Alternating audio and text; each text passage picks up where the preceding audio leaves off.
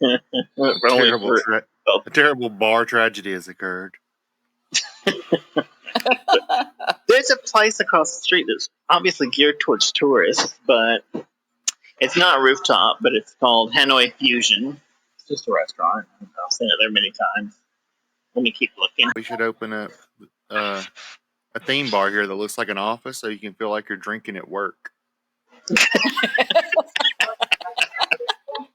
Now that's a good idea. Joke's on them. I bet half the people in Georgia are already drinking at work. We're already drinking at work. I mean, this way you wouldn't get fired for doing it, I guess. I mean, get everybody really tipsy and have them try and use a fax machine or a copier. Now you can try and use a fax machine. I'm going to photocopy my butt. Mine. Let's see. People need to see photocopies of it. Is this rooftop bar for ants?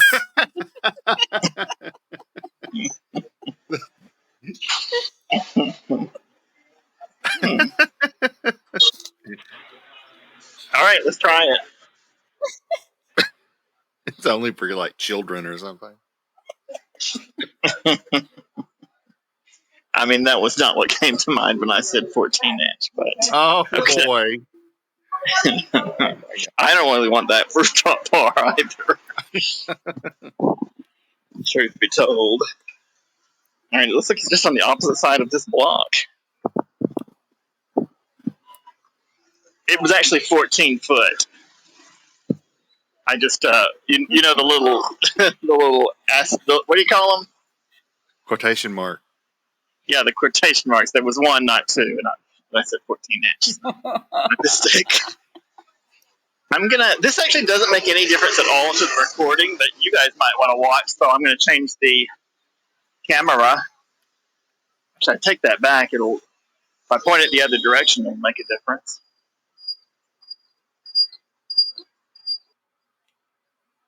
It sure will. It'll cut the whole thing off. Wow.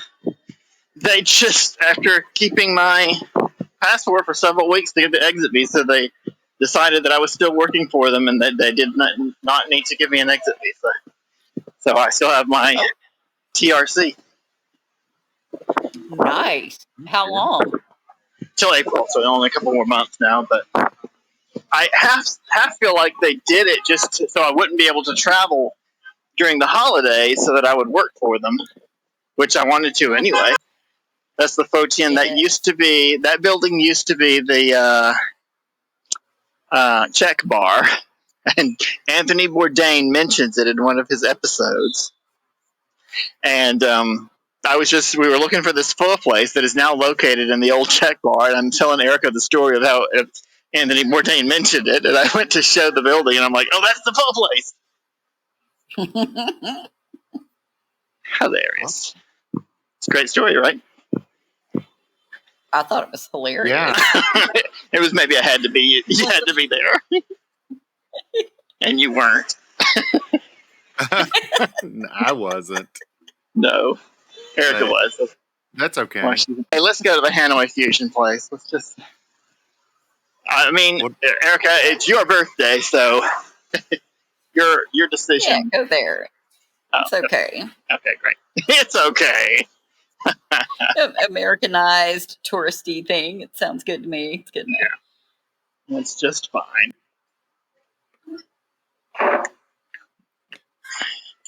It sounds like he's talking to a baby or like a cat or something. All right, I'm going to put you guys to sit on the table. Wait right here in your bassinet. Okay.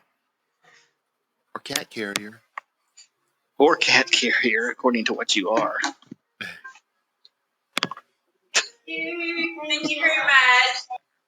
Erica, I first just want to apologize because this is supposed to be a special little birthday thing for you, and instead we just did a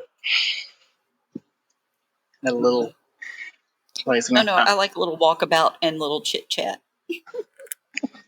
All right, good. You enjoyed yourself then. So this is my birthday thing. Well, I mean, there's kind of, for me, there's kind of a fun to this, and that is seeing tourists fly. Kind of not used to it anymore. Seeing, Oh, um, look up their menu online if you want to share it, if you want to do that.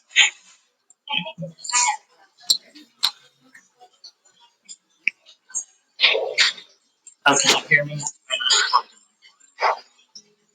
we can hear you, yeah. I can't hear you The sound was better a minute ago, though. well. Okay, better. How about now? There you go. Yep, there you go. Terrific. Excellent. Oh, Is it chilly again there? that's a little bit chilly today. It's not super chilly, to be honest. All right, so this restaurant is called Hanoi Fusion. This is obviously geared towards tourists, but we are pretty decently outside of the historic district. I can't say outside of the touristic district. There are, as you saw, there are several hotels on the street. So I feel like it's slowly it's tourist creep. It's coming out of the historic district and it's going down the streets. And this is one that is where it's at. But it's actually a good area. I feel like at some point it's gonna creep over to the West Lake and you'll see actual tourist hotels over there because it's a nice area. Uh-oh, it's seeping in. Sleeping in. Okay, you want to hear what we?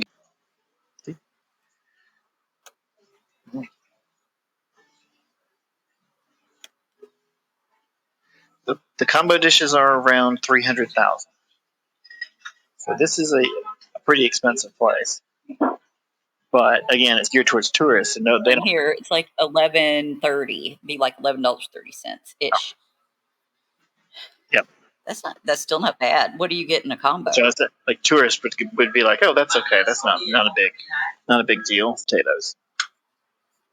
Mm-hmm.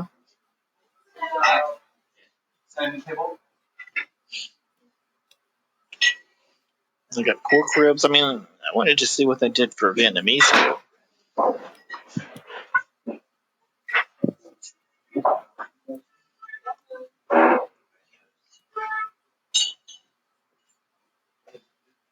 Mm-mm.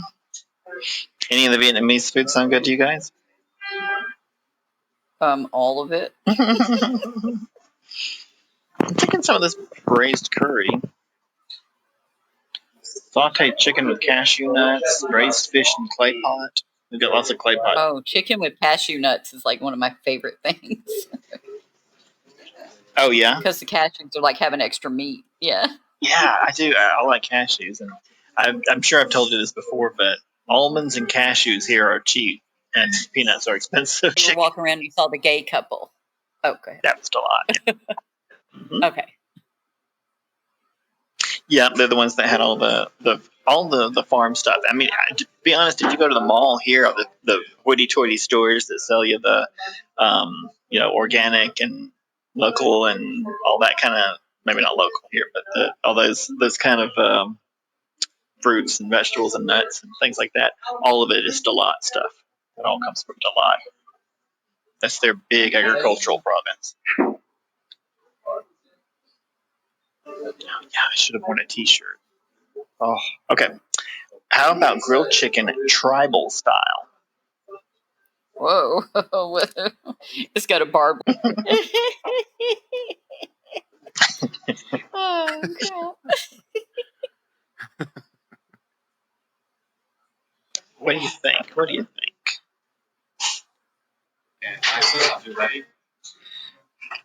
I think so. I'm going to try the one with the cashew nuts. Yeah, sauteed chicken with cashew nuts. Let's get a drink. I tried to tonight, but what price here tonight? I mean, I might even could have choked down $200 for a drink, which was the regular price, but they wanted to charge me for a ticket for the live show that was going to end at 9, and I'm like, we're not even going to be there past 9. We're not. Right. Why would we want that? And also, I don't want to listen to live music. So it was when I got there, it was so peaceful, quiet. That's what the great thing about a rooftop bar. It's so quiet. All the noises of the city are way, way below you, and there's just some nice, easy listening music playing in the background, and you can have a drink and just look out at the beautiful skyline. And they're like, "Here, let's play music for you." What the? It may not have What been kind of live? It's lemon. I'll tell you what it is. It is lemon, kumquat, lemongrass, ginger, mint, sugar, gold rum, tequila, and Sprite. Oh, It looks That sounds like a fresh, light, airy, hot weather Long Island iced tea, but not Long Island. it's mint and it's rum. It feels like a mojito. it's a mint julep. That's oh my god. Oh, okay. Yeah. So, spit things on camera. In my research, I discovered that the word Laotian is fine. You can use it. You can also just say Lao. It's a people language or anything that's from Laos. So that'll be important one day. I still want to go to Laos. I'm not saying that I don't want to go, by the way, but I'm not going to go soon because if I could, I wasn't doing it to take a vacation. I was doing it because I thought I had to go. So now that I don't, we're going to put it off to some later date, but still on the list. I'm kind of celebrating not just your birthday, but it's like getting an extra paycheck to not have to go to Laos. Yeah. Like, wow. And you get to chill a little bit more. You don't have to do a whole hustling bustling to get over there and back. Right, yeah. I mean, at least not yet. Right. And that's why it's a small celebration. I'm just putting it off a couple of months, but it is nice to have not have to do it right now. I mean, the corn, the little baby corns. Oh.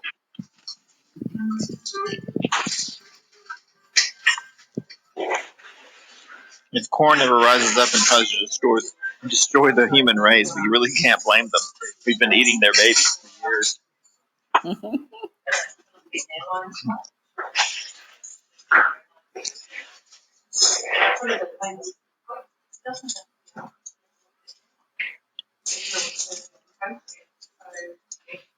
Are you like what we're doing right now? We could plan it out a little, or I could plan it out a little better.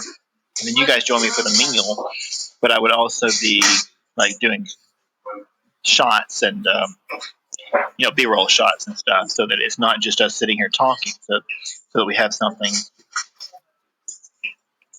going on the screen while we're talking. Yeah. And we can talk about the episodes and talk about whatever's going on. I'm curious outsider. Guess that could be taken a couple of different ways. Oh no.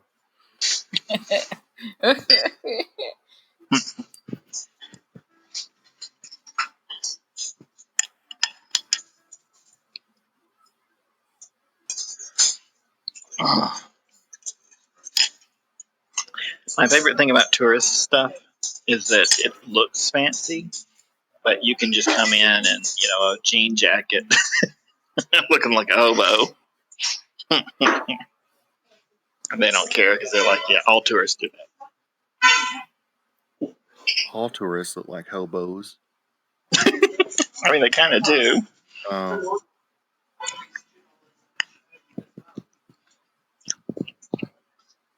I do when I travel.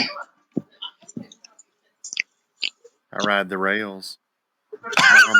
It's my harmonica.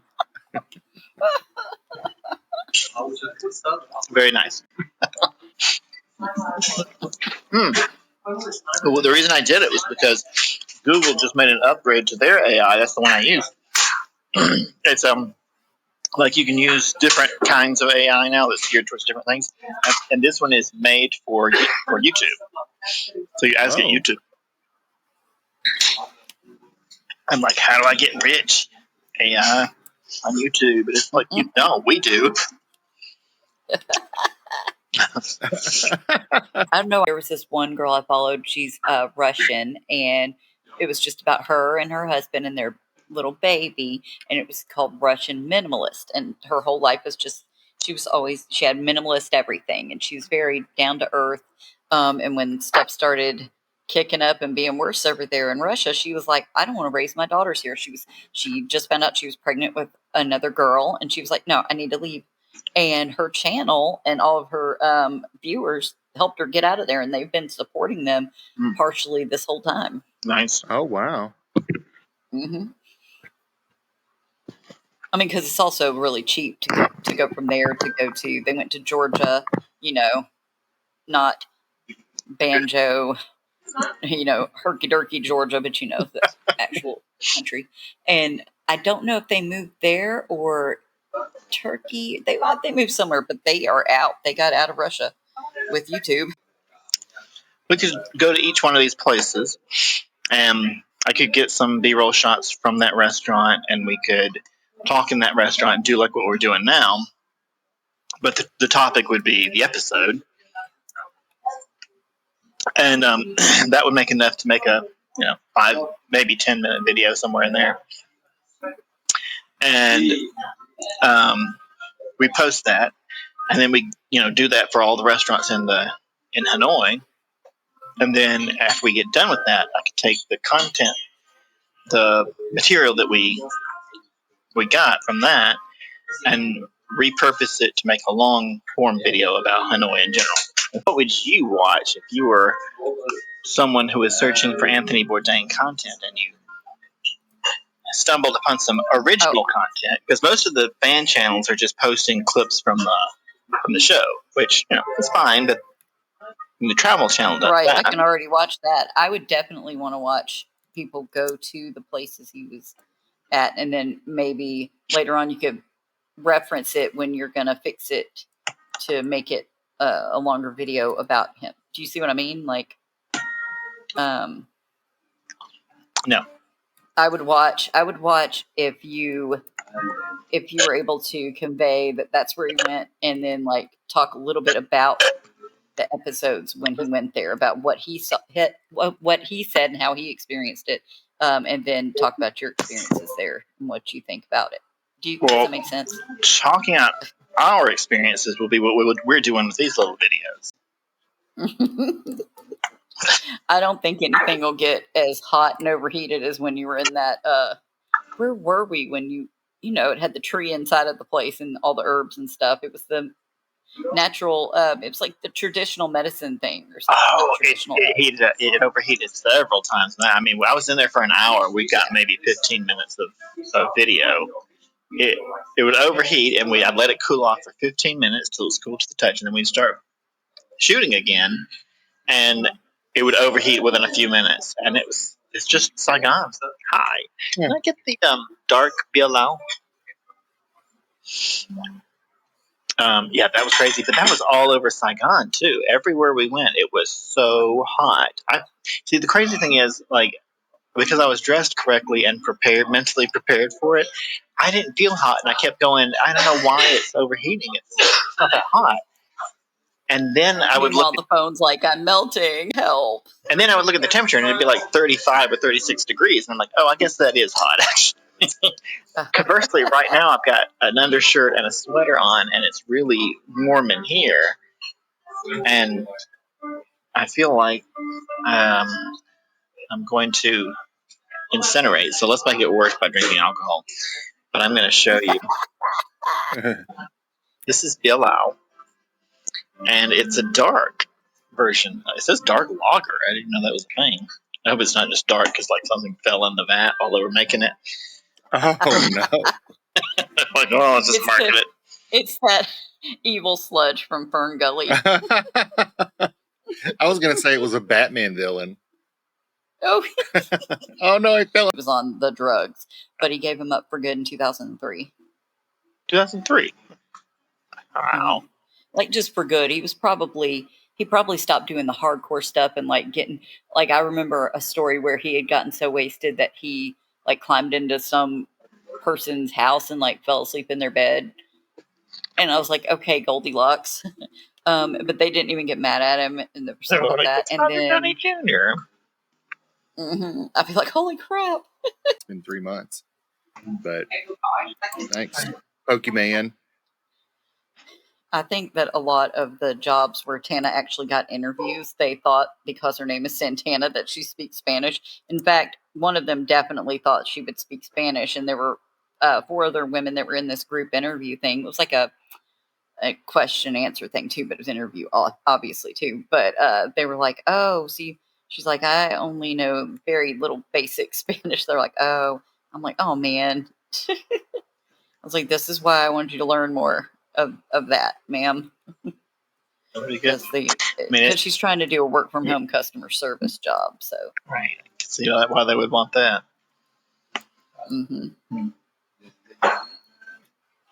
She should learn Chinese. Lots of Chinese people for customer service. I bet you she knows more Chinese than she knows Spanish because one of her they friends, and I say that not being a smartass, that's what I just call them because they're both non-binary and they're in a throuple. So it's like, oh, okay, you're gonna tick all the MAGA hate boxes. Okay, got it. But they're both Chinese.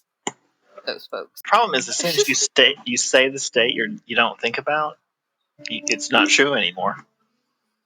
Yes, that's like the word moot. I heard the word moot like 5 times in one day because I said, wow, you really don't hear people use moot a lot. Then I heard it a million times actually. So I was like, okay, never mind.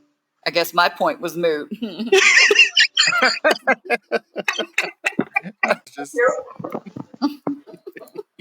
just sounded like a 17th century English gentleman.